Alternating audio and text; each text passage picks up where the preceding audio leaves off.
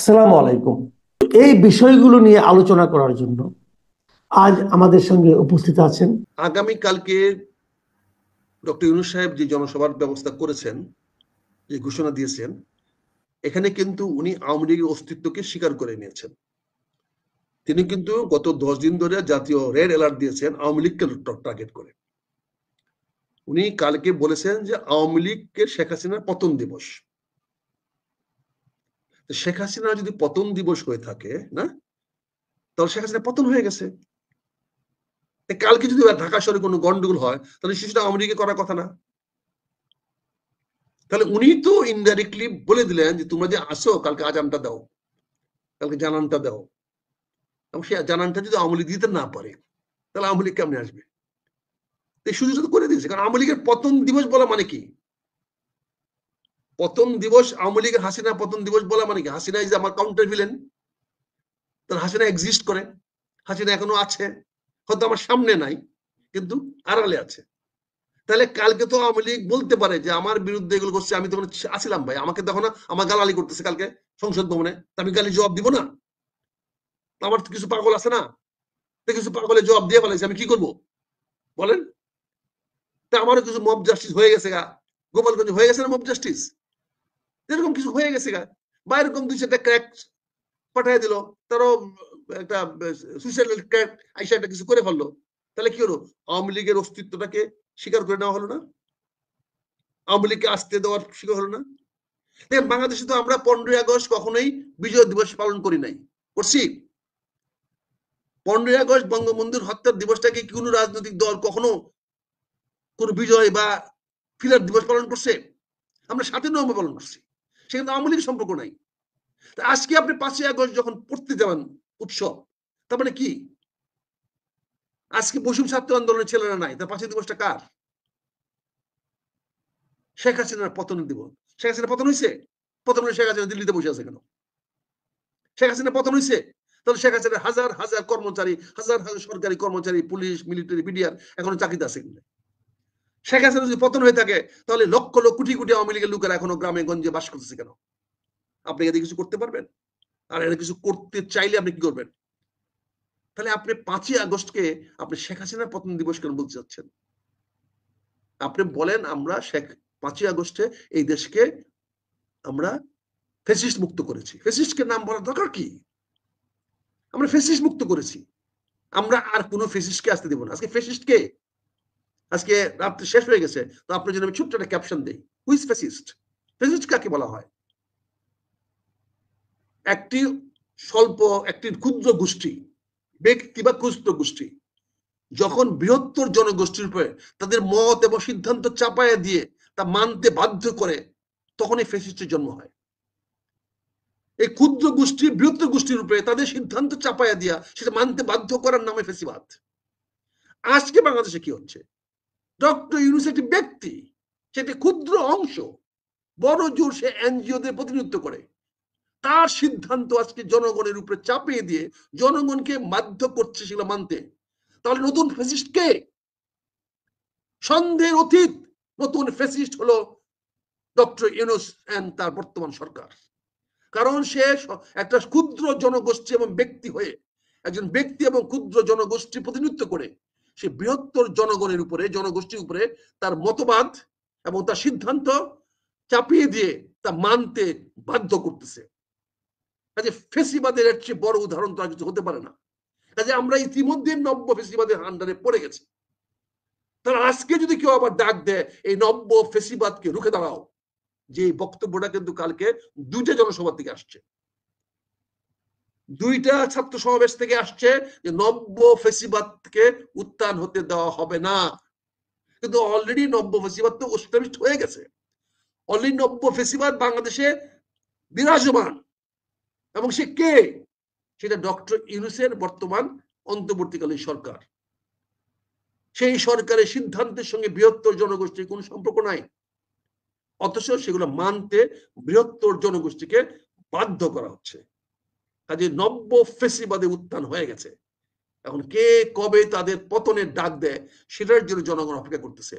সেই ডাক যদি আপনি দিতে পারেন, সেই ডাক যদি শেখ হাসিনা আবার দিতে পারে, সেই ডাক যদি আওয়ামী লীগ দিতে পারে, হয়তো আওয়ামী লীগ ফিরে আসবে, হয়তো ফিরে আসতেও পারে, কিন্তু জনগণ কোনো অবস্থাতেই নব্য ফেসিবাদকে মেনে নেবে না। এই সুযোগটা হয়তো আওয়ামী লীগ অপেক্ষা করে আছে, এই সুযোগটা আমরা করে দিয়েছি, বর্তমান সরকার করে দিয়েছে। এবং গতকালকে ৩রা আগস্ট ২০২৫ সনে শহীদ মিনারে এনসিপি কে কবর দিয়ে এই নব্য ফেসিবাদের সুযোগ দিয়ে শেখ হাসিনাকে আসার পথ সুগম করে দেওয়া হয়েছে। এখন তারা যত তাড়াতাড়ি আসতে পারবে ততই হয়তো তাদের সফলতা কামনা করবে। ডক্টর মোহাম্মদ ইউনূসের একটা ফেলাসিনিয়াস কথা বলতে চাই, খুব সংক্ষিপ্ত কথা। তিনি দেশের বাইরে একটা অনুষ্ঠানে গিয়ে সেখানে বলছেন, মানুষের ঋণ পাবার অধিকার হচ্ছে তার মানব অধিকার। অর্থাৎ ঋণগ্রস্ত হওয়া নাকি মানব অধিকার।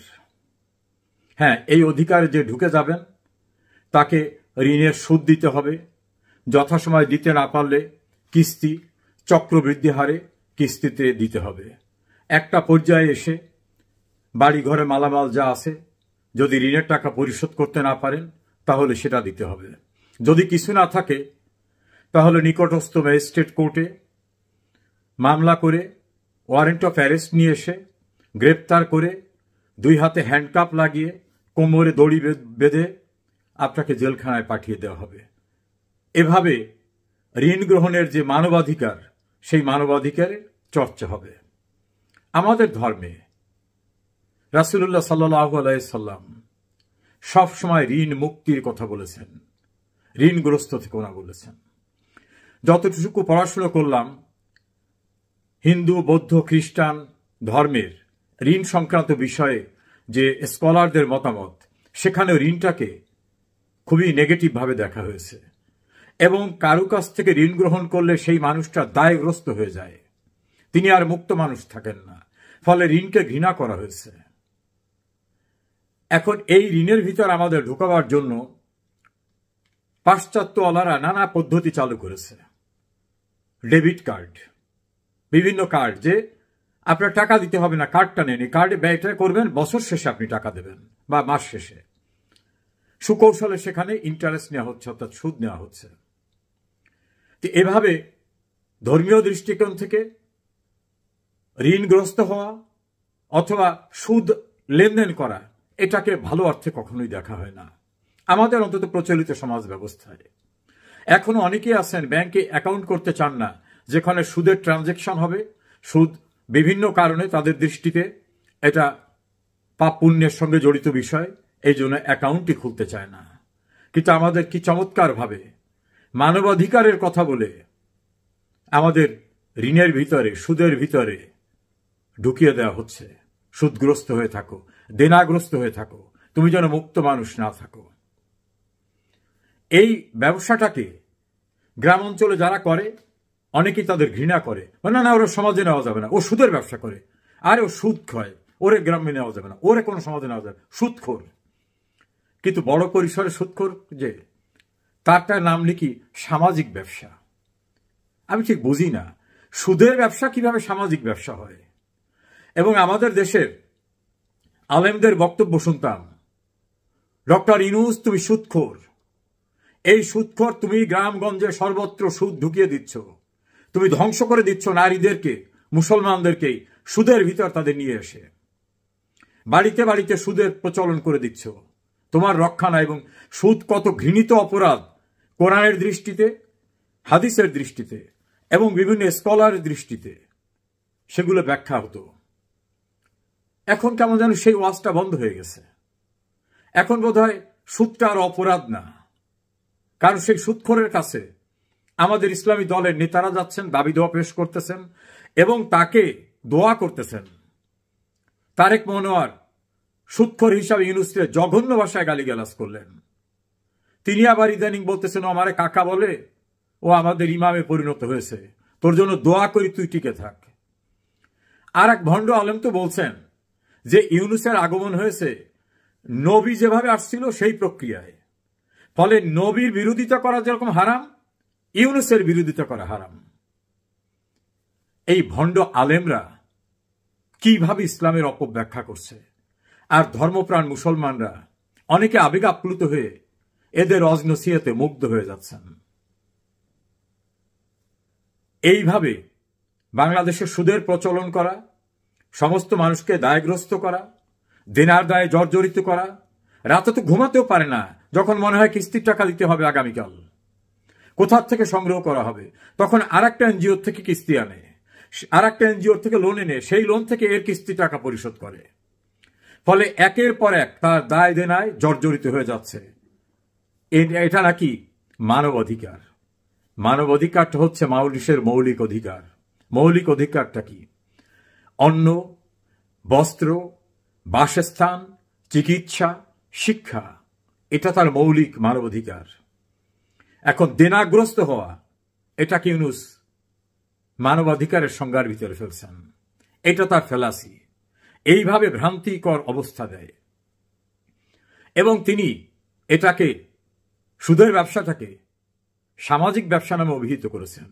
আরে ভাই, মানুষের যদি শান্তি দিতে চাও, তোমার তো অনেক টাকা, দেশে দেশের বাইরে বহু প্রতিষ্ঠান, শত শত না হাজার হাজার কোটি টাকা।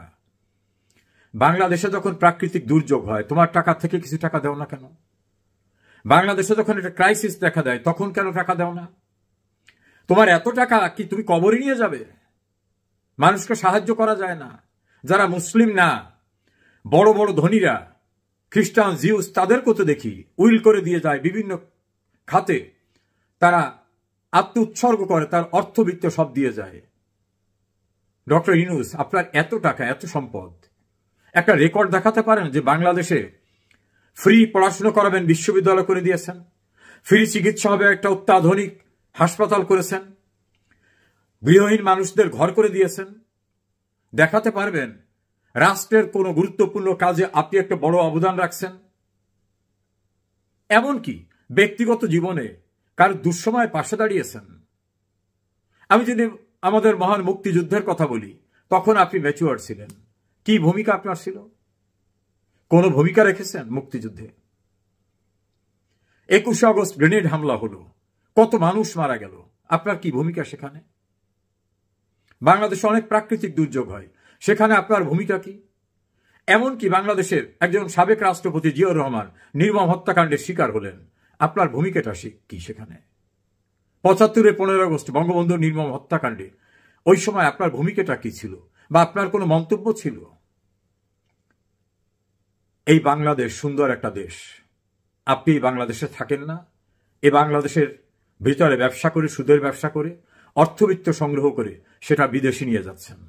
আপনার পরিবারের সদস্য বিদেশে, তারাও পাশ্চাত্য সংস্কৃতিতে বেড়ে উঠছে, আর আপনি অসহায়, বুভুক্ষ, ক্ষুধা, দারিদ্রতায় জর্জরিত মানুষদের সুদের বোঝা চাপিয়ে দিয়ে ঋণগ্রস্ত করে তাদের ঘুম হারাম করে দিচ্ছেন। নাম রেখেছেন এটা মানবাধিকার, মৌলিক অধিকার, ঋণ গ্রহণ করা। এভাবে মিথ্যাচার করে মানুষকে বিভ্রান্ত করছেন।